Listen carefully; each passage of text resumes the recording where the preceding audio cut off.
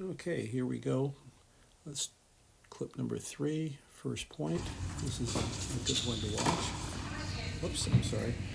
Wrong one. Let's move on forward here. Okay, this is the point we want to watch.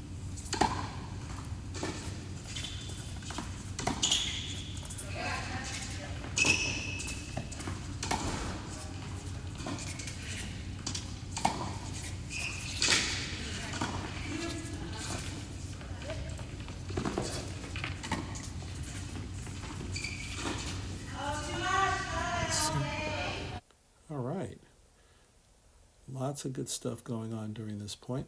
So here we go. Let's slow it down and take a closer look at it. Okay, so first thing I want you to notice, this is just a technique thing, watch how Amy backs out of there. A lot of people, when the ball goes over their head, they turn their back on the net and just switch across. And by backpedaling, okay, Amy's able to see she's where Steph is, who's very aggressive at the net. She sees where Jamie is. Okay, so let's move a little bit further into the point. And you can see as a result of backing up properly, the ball that Jamie delivers over to Amy, she's in good position to deal with that. Okay, and now here's what, okay, as Jamie goes to hit that ball, whenever you're in this situation, you got two people back on the baseline, and you have some options. She can go cross court with a big angle, but then again, what I favor is when you see people side by side, it's always nice to just take this ball and do the best job you can to go right in between them. And let's see if we can create a little confusion and pull someone out of position. So Jamie does the right thing here and goes right into the middle. And what's really nice here, you can see with that ball in the middle, Steph knows that she doesn't have to protect her alley. She's moving out into the middle as she should. She's right there for the ball. And she would have liked to have finished the ball but she didn't. But that's still a great position to be in. She plays a good shot. And now what we have is we have a lob going over Steph's head. And when you lob people, because it's kind of an emergency situation here, and Andrea's hit a really good lob, both Amy and Andrea, or at least one of you's got to come up on that because they're in a tough spot. And here we have Steph initially moving back. She's taking a quick look at, Jamie's predicament, and watch how she turns back around to pick up the ball and where her opponents are. And what's really nice is instead of just relegating herself back to the baseline, which would have freed Amy up to pretty much go anywhere, she moves back forward into the court. And this is just a little subtle thing on the court that when you're in better position, you're giving your opponents a smaller target to play. And this is a shot where typically Amy's pretty comfortable with. She likes to play this overhead from the baseline, but that's kind of a small space over here really to go to, and she doesn't quite make it. So there we go. Let's move on to the next one. And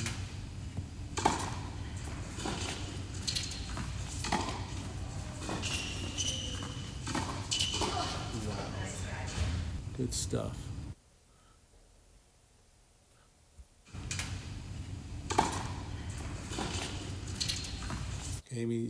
Jamie's doing a great job, just always looking to move up. And what's really nice here is Jamie's playing this ball. If we look at Steph has moved into the middle, shading the middle. She's faced off to Andrea in case Jamie goes at her. She's ready for the response. She goes back cross court. Now she's moving in. And now Andrea is focused on Steph. And what's really nice here, if we look at where Jamie is right now, she's pretty much on the service line. And let's see where she goes. She moves up to this ball. Okay. And this is the kind of ball we tend to see a lot when we play where, Jamie's got some time. She's got some options. She can go at Andrea. She can go up the middle. She can go back to Amy, which isn't my best, your favorite play, because obviously going back to Amy back on the baseline where she's got a lot of time, she can drive her lob pretty effectively from back there.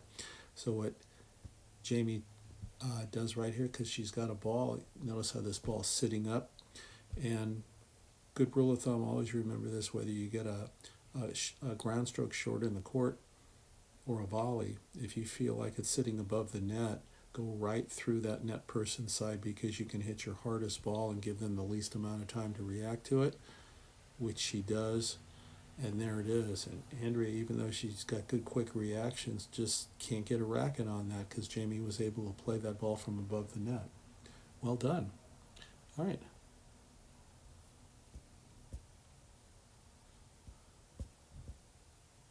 Okay.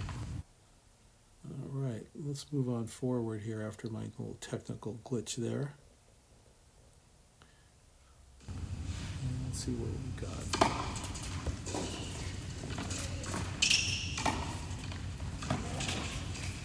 Okay. I always like it when points like this happen because it's a great opportunity to show the importance of communication on the doubles court. So here we have where Steph was looking to poach and she couldn't get it. Okay, but her momentum, if you look at her momentum here, it still carried her off to her left, at which point it makes it next to impossible for her to recover back across the court. And so Jamie needs to recognize that Jamie has two options at this point: hit a winner or hit a ball that gives your team time to get back into the point. And with Steph's momentum being taken over so far, you can just see how where Jamie and Steph are at this point. Jamie played a ground stroke, and there really isn't any hope here. And Amy does a really good job. She doesn't have to blast this ball over there. She's just hitting it to a section of the court that's wide open. So what needed to happen on this, that when you're this person in Jamie's position and you're getting ready to play this ball and you understand that your partner is at the net is just trying to poach or momentum's carried her out of position, is to just tell your partner stay. And so now Steph would have been relieved of that responsibility to try to run back to the open court. She would just stay, and the shot for Jamie to hit would just be a little lob up here just to give their team back to get into the point. Okay, and that sometimes the lob is your best friend. Okay, so let's get back into the action to the next point.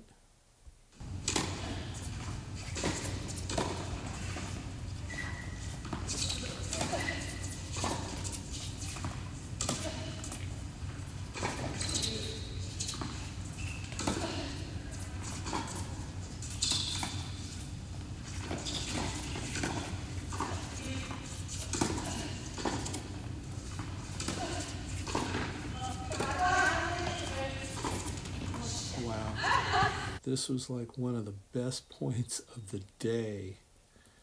So let's take a look at all the good stuff that's happening here.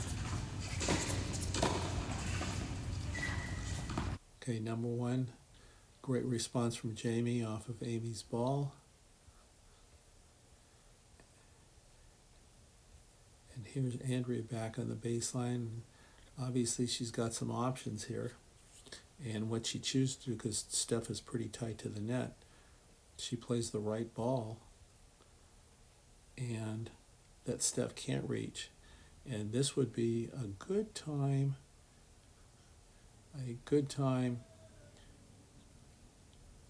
to go up into the court because the ball's going over at Steph. Jamie's playing a very challenging backhand volley that, whoops. Good move, Glenn. Let's back this up here.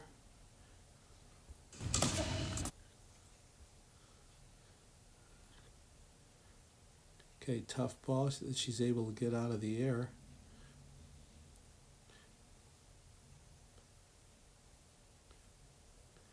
And Andrea, good choice there, going right up the center. Again, another probably good opportunity to move up into the court, because you can just see how well Andrea hits that ball and has Jamie on the defensive. And it's a pretty weak ball. It bounces, just beyond the service line. And look how far up in the court now. With Jamie being that far back, Andrea gets real cute here and plays a little dropper. Good play. And I love a little subtle thing that's going on here. If we look at Amy on this, once that dropper's here, look how Amy's leaving her alley. She can just see the right thing to do is to move up a little bit closer into the center. Jamie plays a good ball there.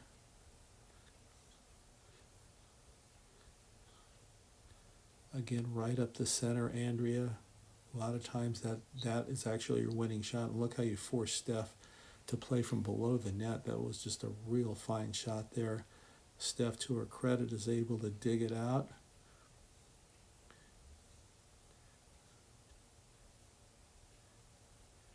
And Andrea, oh, that's so beautiful, just going low up the center again. And Steph makes another great get. And Amy was doing the right thing. She's in the middle of there expecting a weak volley, but Steph does not cooperate. She plays a high ball that Amy can barely get a racket on the ball, which sits up for Jamie.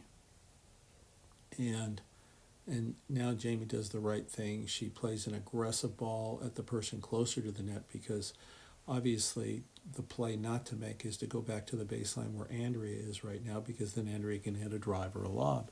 And again, that old rule of thumb, if you get a ball sitting above the net, go through that person closer to you with the net. It tends to be a very winning combination. There it is. And just because you get to hit a ball above the net there, Amy doesn't have time to react to it. Okay? So just remember that. If I get a ball above the net, go to the closest person. That's your ticket. So let's look at one more point in the sequence here.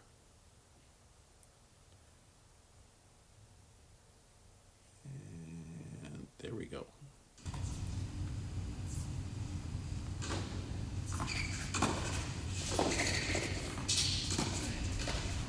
That's it. The reason I like this is that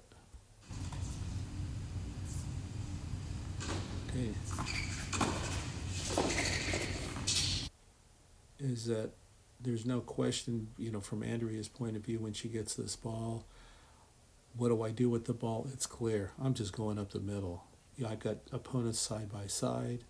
She goes exactly right through the center. And look what happens when you catch your opponents side by side and you go up the middle and they both go for the ball. And what's important is, it's a very subtle thing. If you look at the feet of both Jamie and Steph, and you will find this to be very true on the court, that when you catch your opponents side by side at the net and you go up the middle, they just reach for the ball. They don't move their feet because they don't want to run into each other, and it's very difficult for anybody to hit a good volley from that predicament. So Andrea, well done. Love that stuff. All right. That ends this clip.